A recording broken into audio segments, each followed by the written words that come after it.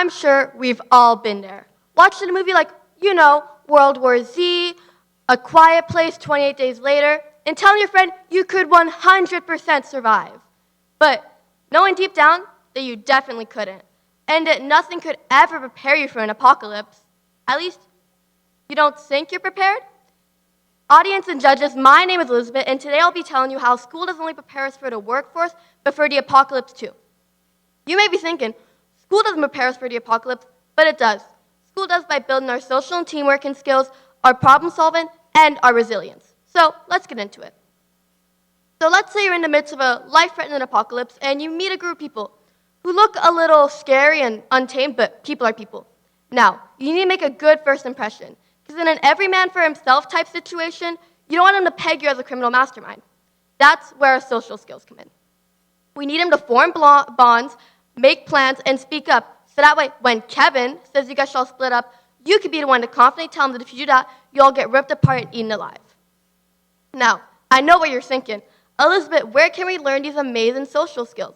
And it's school. To put that into perspective, let's say you're with that group you joined because of your amazing social skills, and you're getting chased by a horde of insatiable zombies. A little extreme, I know, but think worst case scenario.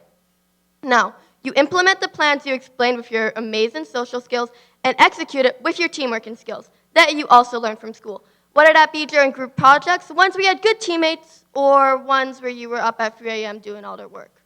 Anyway, you got away. You're safe, you're happy, but you sprinted into an abandoned building with no way out.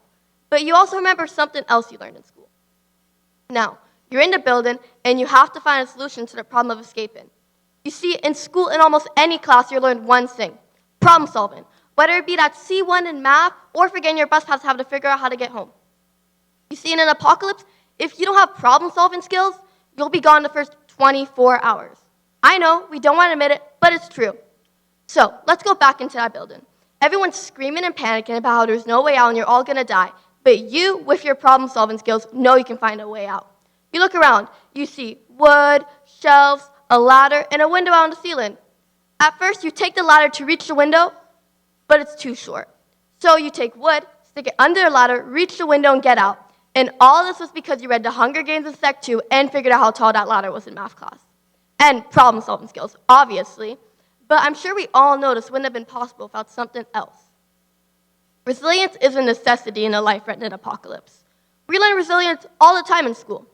The best way I can explain resilience is being strong, whether that be during exam season, when letters are mixed with numbers in algebra, or doing a speech in front of the entire auditorium as they all stare you down. Anyway, the point is, resilience teaches you coping skills. So, let's say you escape from the building and you're back at base. Now, Kevin, with his great idea of splitting up, decides to go out and find food. But he doesn't come back. At this point, Kevin was a dear friend of yours. Friendships tend to form really fast in an apocalypse. And we have to face it. Most people we know say they can survive an apocalypse 100%, no problem. Only for them to get ripped apart in the first 48 hours. But with our coping skills, we learned from failing tests we thought we aced, find out friends are fake, and losing the basketball tournaments in gym, we learned to stay strong and keep going, which we will 100% need. To conclude, school prepares us for the apocalypse because it builds our social and teamwork and skills, develops our problem solving, and builds our resilience. Now, as you guys sit and think about what I just said, I'm going to sneak off to Xanthus' lab to prep my bunker for when the inevitable happens. Thank you.